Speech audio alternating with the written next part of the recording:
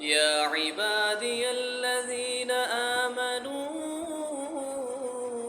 إن أرضي واسعة فإياي فاعبدون كل نفس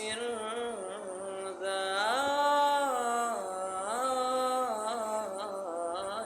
الموت كل نفس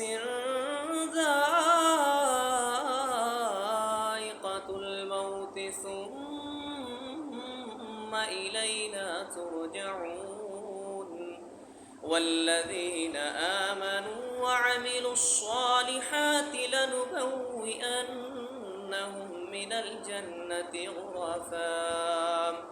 غرفا تجري من تحتها الأنهار خالدين فيها نعم أجر العاملين الذين صبروا وعلى ربهم يتوكلون وكأي من